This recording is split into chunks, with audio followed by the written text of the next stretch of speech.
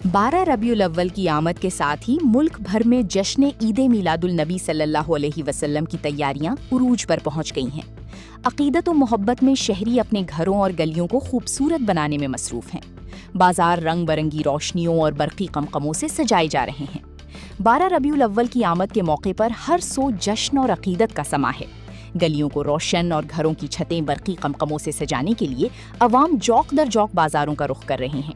कहीं सब्ज रोशनियों से आरास्ता मेहराबें नजर आती हैं तो कहीं खूबसूरत लाइट से दुरूदो सलाम और मुख्तलिफ मुक़द्दस कलिमात तहरीर किए गए हैं। ईद मिलादुल नबी सल्लल्लाहु अलैहि वसल्लम के मौके पर शहरी अपने घरों और मोहल्लों को सजाने के लिए खुसूसी लाइट्स, झालरों और रंग बरंगे कमकमों का इस्तेमाल कर रहे हैं। शहरियों का कहना है कि हम हर साल 12 रबीउल अव्वल पर अपने घर और गली को सजाते हैं।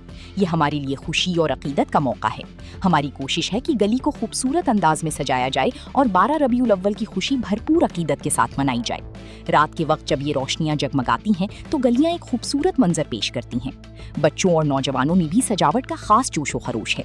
कई मकामात पर नौजवान अपनी मदद आप के तहत गलियों में लाइट्स लगा रहे हैं, जबकि अहले इलाका मिलकर महफिल मीलाद और दीगर प्रोग्रामों की तैयारियों में भी मसरूफ हैं। बस 12 रुपये लाइटें लगाएंगे, खरीदने आए लाइटें वो लगाएंगे घर पे।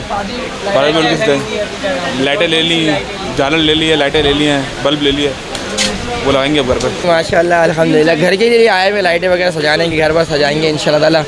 और अभी लाइटें खरीदने आए हुए हैं, जैसा भी है सरकार की आमद है इंशाल्लाह ताला। लाइटें लगाएंगे और रबीउल धूमधाम से मनाएंगे।